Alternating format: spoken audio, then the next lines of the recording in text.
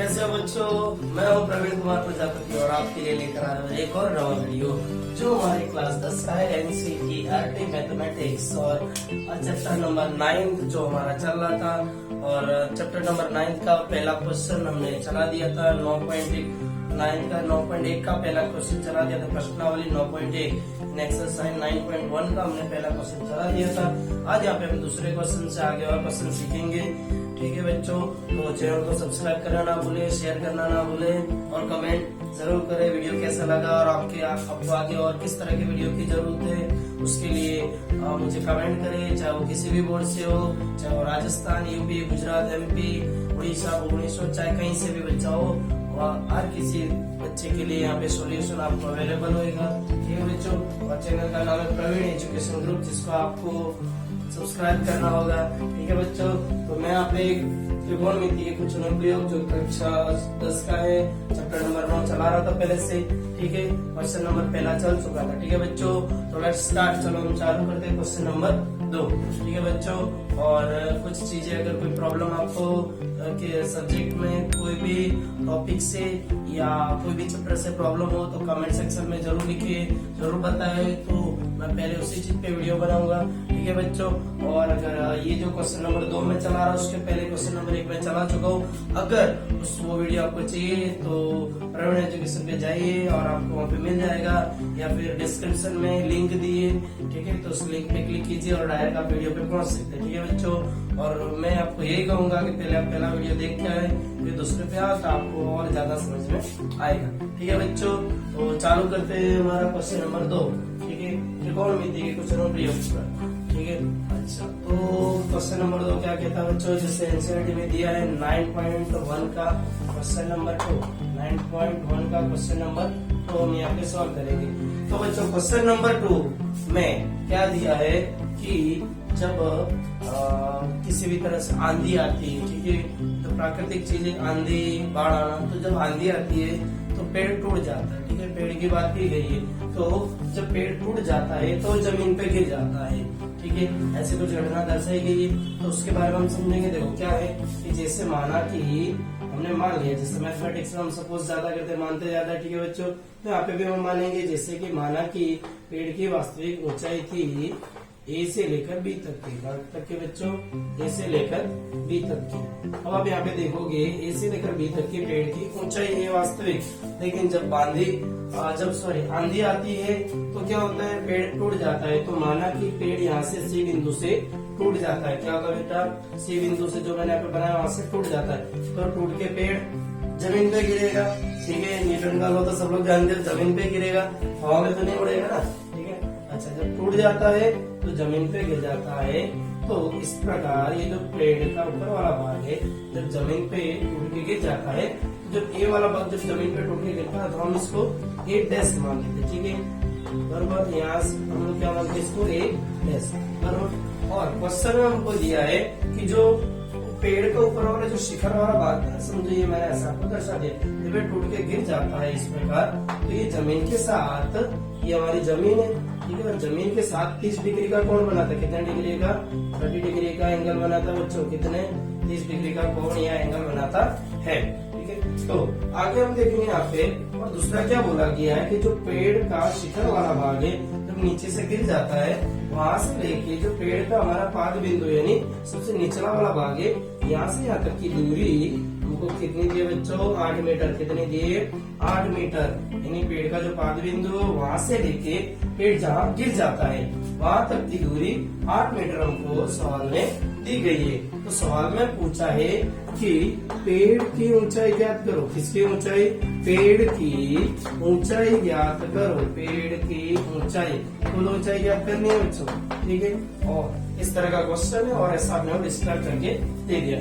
तो चलो स्टार्ट करते हैं। यहाँ पे हम पहले इसको 2 भागों में बांट देते हैं। ठीक है, ओके, तो यहाँ पे हम देखेंगे कि माना, जिससे मान लेते हैं कि पहले हम लिखेंगे कि माना कि पेड़ की ऊंचाई कितनी है बच्चों, पेड़ की ऊंचाई कितनी है, ए बी। ठीक है, कितनी है, ए बी। हमने माना पेड़ की ऊंचाई कितनी है बच्चों, ए बी।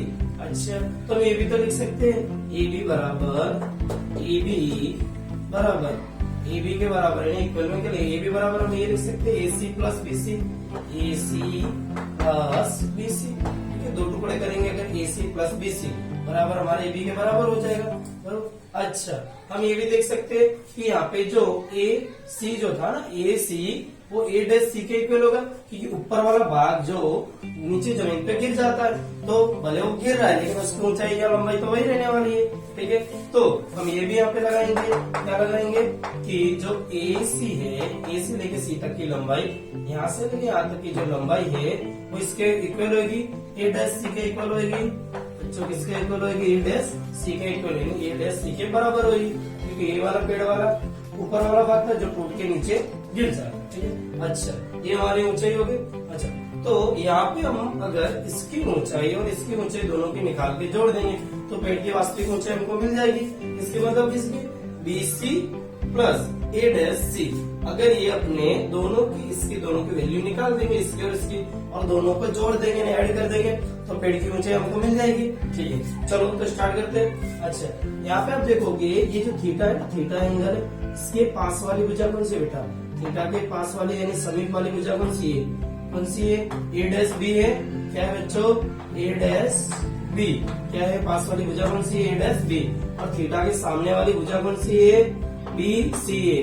ये हमारी सामने की भुजा हो जाएगी, कौन सी? सामने की भुजा कौन सी है? B C. और ये हमारा कर्ण हो जाएगा बच्चों, कर्ण हो जाएगा। क्या होगा? कर्ण। कर्ण क्यों होएगा? क्योंकि यहाँ पे 90 अंश का कोण बनता है, 90 एंगल का, 90 डिग्री एंगल का बनेगा। ठीक है, ओके, 90 अंश का कोण बनता है। चलो, तो अब यहाँ पे हमको करना है त्रिकोणमितीय अनुपातों का उपयोग करेंगे। त्रिकोणमितीय अनुपात कुल 6 है। ठीक है, अनुपात। अच्छा, कुल 6 अनुपात, उनमें से हम किन्हीं का भी यहाँ पे यूज कर सकते हैं। ठीक है, सोच समझ के यूज करना। कैसे? तो पहले हम पेड़ की ये वाली आधे भाग वाली ऊंचाई निकाल लेते, बीसी वाली। चलो, तो ये जो ऊंचाई है बीसी जो है थीटा के सामने वाली भुजा है और ये पास वाली भुजा है। अच्छा, सामने वाली भुजा और पास वाली भुजा, ठीक है, सम्मुख भुजा और पास की भुजा कौन से फॉर्मूले आती है? कौन से फॉर्मूले में आती है? तो tan का फॉर्मूले में भी आती है और cot वाले में भी आती है। ठीक है बच्चों, तो हम यहाँ पे tan का यूज करेंगे। ठीक है बच्चों, आप cot का भी कर सकते हैं। ठीक है, tan 30 इज इक्वल सामने की भुजा BC, क्या बनेगा? BC अपॉन में क्या बनेगा? A dash B। क्या बनेगा? A डैश B, सामने की भुजा बट्टे में पास की भुजा। ओके बच्चों, तो tan 30 की वैल्यू कितनी होती है? कितनी होती है? कितनी होती है? 1 बट्टे में √3, 1/√3, 1/√3 होती है tan 30 की वैल्यू। ठीक है, और BC की वैल्यू हमारे पास नहीं है बच्चों। क्या है? नहीं है। और A डैश B की वैल्यू कितनी है हमारे पास? 8 मीटर। ठीक है, चलो इसको हम आगे सोल्व करेंगे यहाँ पे ऊपर। ठीक है बच्चों, ओके, तो आगे सोल्व करेंगे। यहाँ पे देखेंगे ये वाला हम यहाँ पे उतारते हैं। क्या यहाँ पे? 1 बट्टे में √3 बराबर कितना दिया है? BC बट्टे में 8। चलो, ये 8 यहाँ पे BC के बट्टे में बराबर के दूसरी साइड जाएगा, यहाँ पे 1 के गुणे में आ जाएगा। 1 गुणे 8 बट्टे में √3 बराबर BC। इसलिए BC बराबर हमको कितना मिलेगा? 8 का 8 बट्टे में √3। बच्चों BC की वैल्यू मिल गई हमको। ठीक है, 8 बट्टे √3 मीटर। क्या आएगा? मीटर। ठीक है, BC की वैल्यू। अच्छा, अब A डैश C की भी वैल्यू निकाल लेते हो। ठीक है, अच्छा, A डैश C की वैल्यू के लिए हम क्या करेंगे? A डैश C के लिए, A डैश C के लिए, ठीक है। अच्छा, A डैश C के लिए जब आप देखेंगे तो हम यहाँ पे कोई भी त्रिकोणमितीय अनुपात लगा सकते हैं जिसमें सामने की भुजा और कर्ण आती हो या पास की भुजा और कर्ण आता हो। तो कर्ण की वैल्यू चाहिए, यानी A डैश C, यानी कर्ण की वैल्यू चाहिए। तो A डैश C के लिए हम यहाँ पे लगाएंगे, कौन सा लगाएंगे A डैश C के लिए? चलो लगा लेते हैं cos 30 का। कौन सा? cos 30। अच्छा बच्चा, 30 की वैल्यू पता है ना यहाँ की, क्योंकि यहाँ पे एंगल 30 वाला है। ठीक है, तो cos 30 इज इक्वल हमारा बनेगा यहाँ पे, क्या बनेगा? cos 30 इज इक्वल, फॉर्मूला क्या होता है? पास की भुजा बटे कर्ण, एडजेसेंट साइड अपॉन हाइपोटेनियस। पास की भुजा बट्टे में कर्ण। पास की भुजा कौन सी है? A dash B। कौन सी है? A dash B। और कर्ण कितना हमारा? A dash C। कितना बच्चों? A dash C। ओके, तो cos 30 की वैल्यू कितनी होती है? कितनी होती है? सब लोग याद करो फटाफट, बताओ मुझे। नहीं बता रहे हो, नहीं बता पाओगे यार, वीडियो है कैसे बताओगे। cos 30 की वैल्यू है, लेकिन कमेंट सेक्शन में जरूर बता सकते हो, ठीक है। cos 30 की वैल्यू होती है √3/2। ओके, तो a' की वैल्यू कितनी है, a' की वैल्यू कितनी है हमारे पास, a' की वैल्यू कितनी है 8, कितनी है 8, और a' की वैल्यू हमारे पास है नहीं है, ठीक है, वही तो अपने को फाइंड करनी है। ओके, तो हम क्या करेंगे, क्रॉस मल्टीप्लाई में ले जाएंगे, इसको यहाँ पे ले आते हैं, इसको यहाँ पे ले आते हैं, √3 multiply a' is equal to multiply 8। Okay, तो अब यहाँ पे a' की वैल्यू चाहिए, a' is equal 8 to 16 upon में √3 इसके अपॉन में चला जाएगा, क्या हो जाएगा √3। ओके, तो a' की हमारी वैल्यू a' बराबर 16 अपॉन √3 किस में आएगी वैल्यू, मीटर में आएगी बच्चों, किस में आएगी, मीटर में, ठीक है बच्चों। देखो एक बार ध्यान से, इसमें कितनी आएगी 16/√3। अच्छा, अपने पास कौन कौन सी वैल्यू हमने फाइंड की है, BC की वैल्यू हमने निकाली है, और कौन सी निकाली है, a' की। अब आप यहाँ पे देखो BC बराबर, BC ये वाली वैल्यू हमने निकाली है, ठीक है, ये वाली वैल्यू हमने निकाली, कितनी है 8/√3 है। ओके, दूसरी कौन सी निकाली, a' की निकाली है, a' की वैल्यू कितनी है, कितनी है ये बच्चों 16 अपॉन में √3 आई है। ओके, तो इतना जब हम देखेंगे तो ये वाला अगर हम वापिस टूटा हुआ पेड़ खड़ा कर देंगे तो पूरे पेड़ की लंबाई हो जाएगी वास्तव में। ओके, हो जाएगी बच्चों। तो हम लोग यहाँ पे क्या लिखेंगे, क्योंकि AC बराबर a'। अच्छा, तो AC बराबर हमारा क्या हो जाएगा, a' की वैल्यू कितनी है, a' की वैल्यू कितनी है बेटा 16 अपॉन में √3 हो जाएगा, यानी AC की वैल्यू हमारे पास है। ओके, तो AC की वैल्यू भी यही होगी, कितनी होगी 16 अपॉन √3, ये किसकी वैल्यू हो जाएगी, AC की। ओके बेटा, यहाँ से यहाँ तक की हमारे पास लंबाई है, और यहाँ से यहाँ तक की, दोनों की लंबाई है, दोनों को जोड़ देंगे, किसकी लंबाई आ जाएगी, पेड़ की कुल ऊंचाई आ जाएगी, पेड़ की कुल ऊंचाई। अतः पेड़ की कुल ऊंचाई, कुल ऊंचाई क्या होगा बच्चों, पेड़ की कुल ऊंचाई कौन सी हमारी, AB, कौन सी है AB। AB बराबर हम क्या लिखेंगे, AC plus BC, AC plus BC, ठीक है बच्चों, क्या लिखेंगे BC लिख सकते हैं या CV लिख सकते हैं, कुछ भी लिख सकते हैं, ठीक है। ओके, तो AB बराबर AC की वैल्यू कितनी है हमारे पास, AC की वैल्यू 16 अपॉन में √3 प्लस BC की वैल्यू कितनी है, BC की वैल्यू है 8 अपॉन में √3। ओके, तो आप यहाँ पे देखोगे तो दोनों के ऊपर में √3 है। ओके, तो ऊपर वाले हमारे जुड़ जाएंगे, 16 और 8 जुड़ जाएंगे, 16 प्लस 8, हर में हमारा √3 है, तो अंश दोनों जुड़ जाएंगे।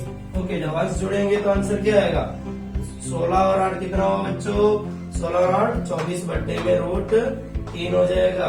लेकिन आप यहाँ पे ध्यान दो कि मैथमेटिक्स में कभी भी संख्या अपॉन में रूट नहीं रखा जाता है, किसी भी संख्या का रूट अपॉन में नहीं हो सकता, ऊपर होएगा चलेगा, नीचे नहीं चलेगा, यानी हर में होएगा चलेगा, सॉरी अंश में होएगा चलेगा, हर में नहीं होना चाहिए, हर में रूट नहीं होना चाहिए। तो क्या करेंगे, हम उनकी करनी ले लेंगे, या परमेयीकरण भी कह सकते हैं।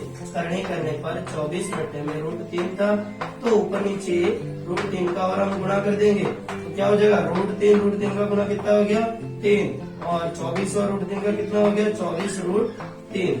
अच्छा, 3 का 24 में डिवाइड करेंगे, 3 अट्ठे 24, आंसर आया 8√3। ये भी बराबर 8√3 मीटर, इतनी वैल्यू है हमारे पेड़ की ऊंचाई, 8√3 मीटर है पेड़ की वास्तविक ऊंचाई। तो हमारे पेड़ की ऊंचाई कितनी मिलेगी भाई, 8√3 मीटर। समझ गया बच्चों, ठीक है, समझ में आया सबको। ओके, तो हम दूसरा सवाल करेंगे अब, जिसको सवाल लिखना है लिख लो एक बार। चलो बच्चों, तो हम अब 9.1 का तीसरा सवाल सॉल्व करेंगे। ओके, तीसरे सवाल में क्या है बच्चों, तो तीसरे सवाल में ठेकेदार है, कौन है, ठेकेदार तो सब लोग समझते हो क्या होता है, यानी काम करने वाला व्यक्ति। एक व्यक्ति है जो पार्क में 2 फिसलन पट्टी बनाना चाहता है, कितनी फिसलन पट्टी, 2 फिसलन पट्टी बनाना चाहता है, ठीक है। तो 2 फिसलन पट्टी कितनी, 2, ठीक है, और एक फिसलन पट्टी का ऐसा बोला है कि ऐसी ये हमारी एक फिसलन पट्टी और एक दूसरी बड़ी बनाना चाहता है, ठीक है। बड़ी कितनी बड़ी है, कितनी बड़ी है, चलो बता है ना। अच्छा, 2 फिसलन पट्टी बनाना चाहता है और एक फिसलन पट्टी का ऐसा बोला है कि जमीन से उसकी ऊंचाई 1.5 मीटर है। कितनी ऊंचाई है? 1.5 मीटर है। ठीक है, और ये जो फिसलन पट्टी है जमीन के साथ 30 अंश का कोण बनाती है। कितने अंश का? 30 अंश का या 30 डिग्री का कोण बनाती है। ठीक है, अच्छा, ये 5 साल से कम उम्र वाले बच्चों के लिए बनाई जा रही है। कितने साल से कम उम्र वालों के लिए? 5 साल से कम उम्र वाले बच्चों के लिए बनाई जा रही है। ठीक है, अच्छा, लेकिन ये जब बड़े बच्चों के लिए बनाई जाएगी तो उसके लिए क्या बोला है कि यहाँ पे जो फिसलन पट्टी है वो जमीन के साथ थीटा इज इक्वल 60 डिग्री का एंगल बनेगी। कितने एंगल का? 60 डिग्री का। तो क्या बोला है कि जो हमारी जमीन है वहां से ये जो फिसलन पट्टी है उसकी ऊंचाई यहाँ से यहाँ तक की ऊंचाई हमको कितनी दी है? 3 मीटर दी है सवाल में। ठीक है बच्चों, कितनी दी है? 3 मीटर। और इधर कितनी दी है? 1.5 मीटर, और दोनों में एंगल दे दिए बराबर। और ऐसा बोला है कि दोनों स्थितियों में फिसलन पट्टी की कितनी ऊंचाई, सॉरी लंबाई कितनी होनी चाहिए। यानी ये हमारी फिसलन पट्टी है, इसकी लंबाई आपको पूछी गई है, और ये वाली फिसलन पट्टी है, इसकी लंबाई आपको पूछी गई है। ठीक है, इन दोनों की लंबाई हमको यहाँ पे निकालनी है।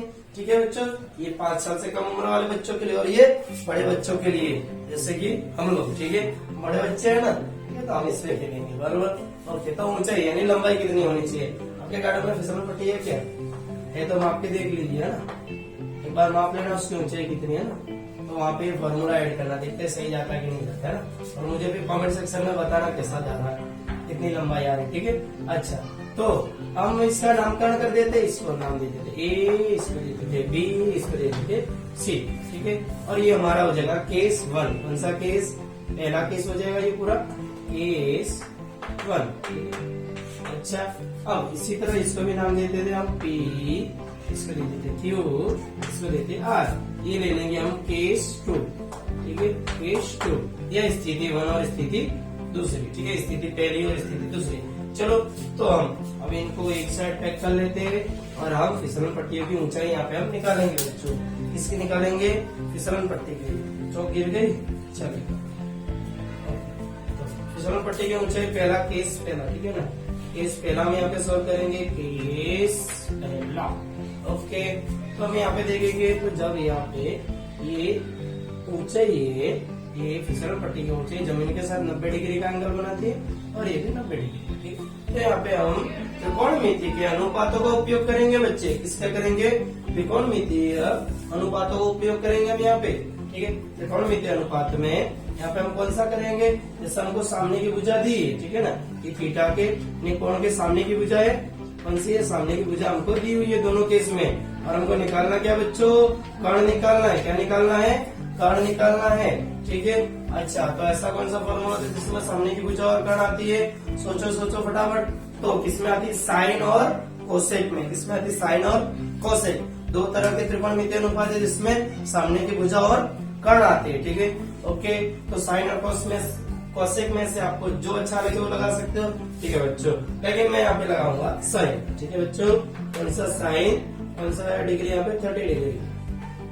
साइन 30 इज इक्वल क्या बनेगा? हमारे सामने की भुजा बटे में कर्ण। सामने की भुजा बटे में कर्ण, तो सामने की भुजा क्या है? ए बी बटे में कर्ण क्या है हमारा? ए सी। क्या है बच्चों? ए सी। और साइन 30 की वैल्यू हमारे पास कितनी है? साइन 30 की सोचो सोचो, तो ये 1/2। ये सवाल में दी रही नहीं दी जाती है बच्चों। ठीक है, कोण की वैल्यू हमारे को साइन 30, साइन 20, cos 20, cos, अरे sorry, sine 30, sine 45, sine 60, cos 45, cos 30, cos 60, इन सब की वैल्यू जो रहती है वो हमको चैप्टर में से याद करनी पड़ती है, जो हमारे एनसीईआरटी बुक के बॉक्स में चैप्टर नंबर 8 में दी गई। ठीक है, ओके, तो ये वैल्यू हमको याद रखनी पड़ती है बच्चों। ठीक है, ये कहीं लिखी नहीं आती है, जो साइन 30 की वैल्यू 1/2 है, ये याद करनी पड़ती है सवाल में। ठीक है, अच्छा, ये भी की वैल्यू हमारे पास है बच्चों, कितना है? 1.5 मीटर। एसी की वैल्यू है हमारे पास नहीं है बच्चों, वही तो हमको निकालनी है। ये एसी हमारे फिसलन पट्टी की लंबाई है ना, छोटी फिसलन पट्टी। ओके, तो एसी को 1 के साथ गुणा में जाते हैं, तो को 1.5 के साथ गुणा में जाते हैं, तो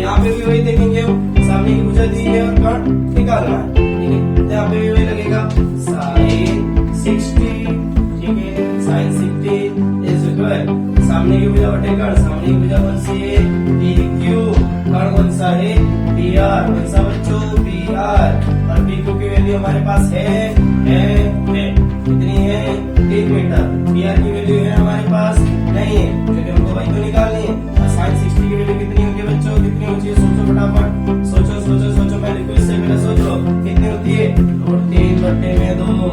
ठीक है, कितनी होती है, √3/2। और फिर हम चौकड़ी ले जाएंगे, पी आर को इधर ले आओ तो इधर पी आर √3 के गुणे में आएंगे, √3 गुणे पी आर बराबर 2 में 3 हो जाएगा, √3 के गुणे में पी आर, तो पी आर बराबर 3 दूनी 6। ठीक है, और ये √3 है, ये इसके बट्टे में आ जाएगा, यानी √3 बट्टे में आ जाएगा, क्यों यहाँ पे गुणा था, हमको यहाँ पे पी आर की वैल्यू चाहिए। लेकिन लेकिन लेकिन बच्चों आप यहाँ पे ध्यान दोगे कि बट्टे में रूट आ गया है। कैसे आया, बट्टे में रूट की संख्या जो हमको बट्टे में नहीं चाहिए।